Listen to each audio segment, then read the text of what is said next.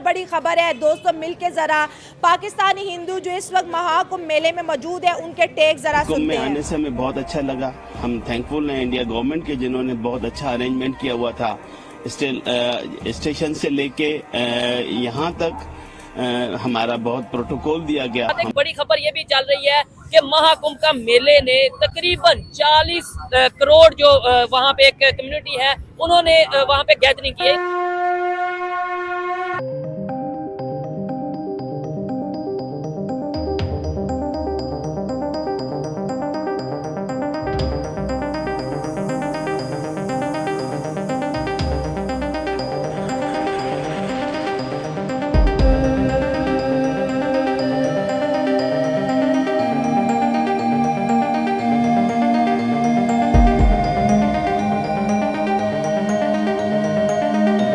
कहा जाता था कि जो सऊदी अरेबिया के अंदर दुनिया की बड़ी गैदरिंग होती है, लेकिन अब कहा जा रहा है कि दुनिया की सबसे बड़ी। मैं कुछ दिन पहले आपको कह रहा था कि मोदी इज डूइंग इंटरनेशनलाइजेशन। हलाला से बचाती है, ये एक चुटकी सिंदूर हमें बुरखे से बचाती है, और ये एक चुटकी सिंदूर हमें ट्रिपल तलाक से बचाती है, और ये एक चुटकी सिंदूर हमें लव जिहाद से बचाती है। तो मैं ये कहना चाहती हूँ अपनी सारी सनातनी बहनों को कि आप दुर्गा बनिए, आप लक्ष्मी बनिए, आप काली बनिए, लेकिन लव जिहाद की बलि मत बनिए प्लीज। महाकुंभ की नगरी में इस वक्त हम मौजूद हैं और अलग अलग छटा, अलग अलग तस्वीर देखने को मिल रही है। चाय की केतली कैसे इन लोगों को भर भर कर पैसा दे रही है वो भी आपको समझाता हूं। महाकुंभ में चाय बेचने वालों की खूब कमाई हो रही है। ठंड की वजह से संगम नगरी में चाय की डिमांड काफी बढ़ी हुई है। ठंड में लोग चाय थोड़ी ज्यादा पीते हैं। एक कप चाय की कीमत कम से कम 10 रुपए, और 500 लोग भी अगर चाय खरीदते हैं एक चाय वाले से तो दिन में 5,000 रुपए तो कहीं नहीं गए, और इसी हिसाब से महीने की इनकम 1.5 लाख रुपए होती है। और इसीलिए जिस चाय बेचने वाले युवक को आप सुन रहे थे वो कह रहा था कि 10,000 रुपए रोज के वो कमा रहा है, तो 3-4 लाख रुपए वो कुंभ खत्म होते होते कमा। जय हिंद दोस्तों, इस महाकुंभ ने हर दिन एक वर्ल्ड रिकॉर्ड बनाते ही जा रहा है, क्योंकि इतना भीड़ आज तक किसी भी हज और किसी भी गुरुद्वारा और चर्च में नहीं हुआ जितना इस महाकुंभ में हिंदू सनातनी आ रहे हैं, बल्कि विदेशी भी आ रहे हैं इस महाकुंभ देखने के लिए। और अब तो पाकिस्तानी हिंदू भी आ रहे हैं यहाँ पर, और उनका प्रोटोकॉल भी अच्छी तरीके से हुआ। और इतना अच्छा यह भारत और इस महानगरी कुंभ उनको लगने लगा कि वो यहाँ से जाने का नाम भी नहीं ले रहे हैं। और इस महाकुंभ में भारत के हर हिंदू सनातनी जा रहे हैं घूमने के लिए और नहाने के लिए। यहाँ तक कि पीएम मोदी भी गए थे अमृत स्नान करने के लिए। इस तरह 2023 में मैं पढ़ रहा था, 2013 में सॉरी, जो है तकरीबन 100 मिलियन से ज्यादा थे। 2010 में मोदी ने, जैसे ही मोदी आए 2014 में, आप देखें कि चीजें वो किस तरह लेके जा रहे हैं। तो जो पाकिस्तानी हिंदू महाकुंभ मेले में गए थे उनका ये मानना है कि हम इंडिया में रहना चाहते हैं, हम पाकिस्तान वापस नहीं जाना चाहते। बहुत बड़ी खबर है दोस्तों, मिलके जरा पाकिस्तानी हिंदू जो इस वक्त महाकुंभ मेले में मौजूद है उनके टेक जरा सुनते हैं। कुंभ में आने से हमें बहुत अच्छा लगा। हम थैंकफुल हैं इंडिया गवर्नमेंट के जिन्होंने बहुत अच्छा अरेंजमेंट किया हुआ था। स्टेशन से लेके यहाँ तक हमारा बहुत प्रोटोकॉल दिया गया। हम तहे दिल से शुक्रगुजार हैं। और जो सुकून हमें आ रहा है कि हम कह रहे हैं कि हम अपनों में आए हैं, और बहुत खुशी हो गई है। पहले हम तो जी ये वो वीडियोस थी जो हमने आपको दिखाई महाकुंभ मेले की। अगर हम पाकिस्तानी हिंदुओं की बात करें तो इस वक्त बहुत खूबसूरत इमेज जो है वो पाकिस्तान का भारत में पोर्ट्रे करते हुए नजर आ रहे हैं। विजिट करते हैं या उनके कंट्री में कोई विजिट करता है, कोई इवेंट होता है, वो हर चीज को इकोनॉमी के पॉइंट ऑफ व्यू से भी देखकर बड़े बेहतर तरीके से मैनेज करते हैं, जैसे महाकुंभ का मेला और ये सब चीजें।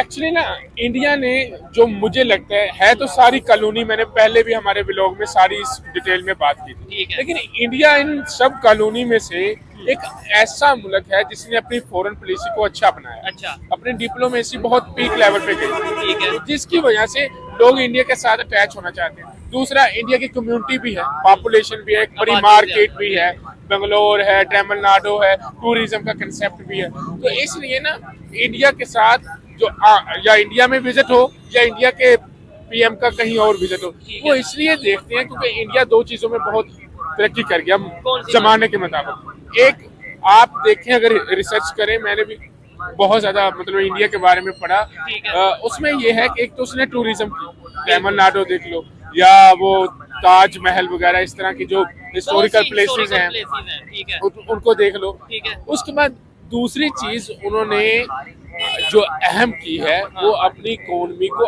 आईटी के जरिए बिल्ड किया। ये चीज जो है, मौजूदा एजुकेशन टेक्नोलॉजी को आगे ले यस मेन मुद्दा एक्चुअली यही है। सुंदर पिचाई का नाम पूरी दुनिया जानती है, क्रोम के सीईओ हैं। ठीक है। कहाँ से हैं? इंडिया से। ठीक है। और भी ऐसे बड़े नाम इंडिया में पैदा हुए हैं जिसकी बड़ी वजह इंडिया में आईटी है। मैंने को रिस्पेक्ट दे रहे हैं, और जो सनातन धर्म को रिस्पेक्ट देगा उसको सपोर्ट करनी चाहिए, उसका साथ देना चाहिए। समझ लें कि वो सनातन धर्म का प्रचार आगे भी जाके वो नेता जरूर करेगा।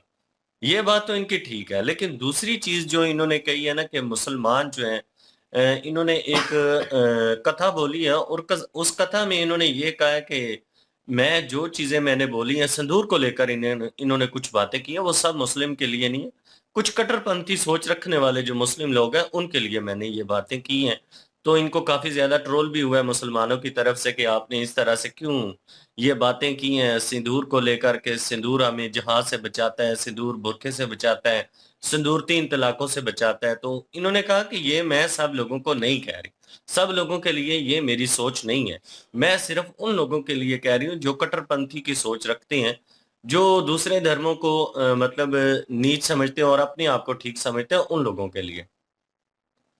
उसके बाद इन्होंने जो बातें की हैं लोगों को लेकर के, देखिए कि कुछ लोग इस तरह के हैं जो घर पे बैठकर ये कह रहे हैं कि भीड़ बहुत ज्यादा और नहीं जाना चाहिए। तो वो आके यहाँ पे देखें तो सही भाई, यहाँ पे किस तरह के मामलात हैं। घर पे बैठ के टिप्पणियां करने से बेहतर है कि इंसान प्रैक्टिकल यहाँ पे आए। सनातन जो लफ्ज है ना, उसके मतलब अगर देखा जाए तो उसका मतलब है फ्रीडम।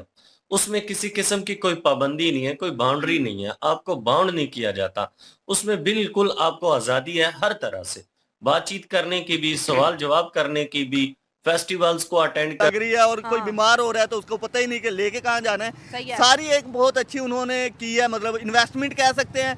और इन्वेस्टमेंट के हिसाब से भी मेरा ख्याल सुनने में आ रहा है कि 2 लाख करोड़ तक वो उससे निकालने का सोच रहे हैं। Smart business. हाँ ना, स्मार्ट बिजनेस। और फिर मेरा ख्याल ये कुंभ का मेला है, इसको कह लें कि महाकुंभ है। 144 सालों के बाद आ रहा है इनका।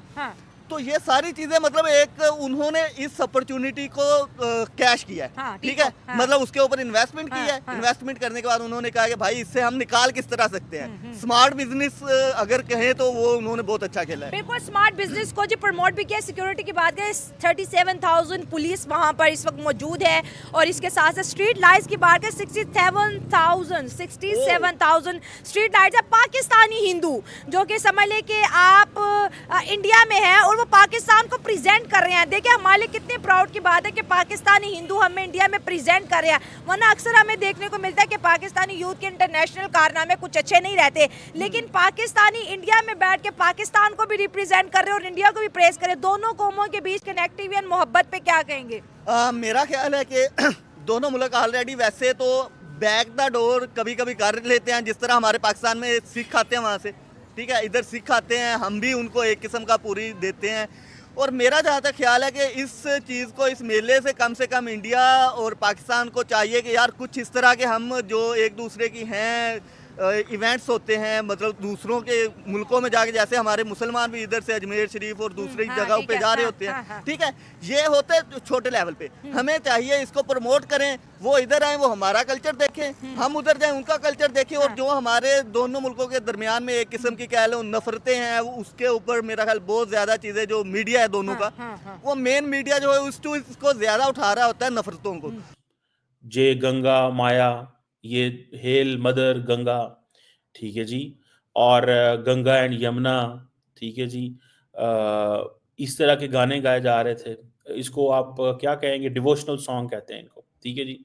अब इसी तरह देखें, जो हिंदू जिनको होली मैन कहा जाता है, वो उस पानी में बात ले रहे हैं, जो कि वहाँ पे नरेंद्र मोदी भी आए, जो ये मैंने उनकी तस्वीर लगाई है, ठीक है जी।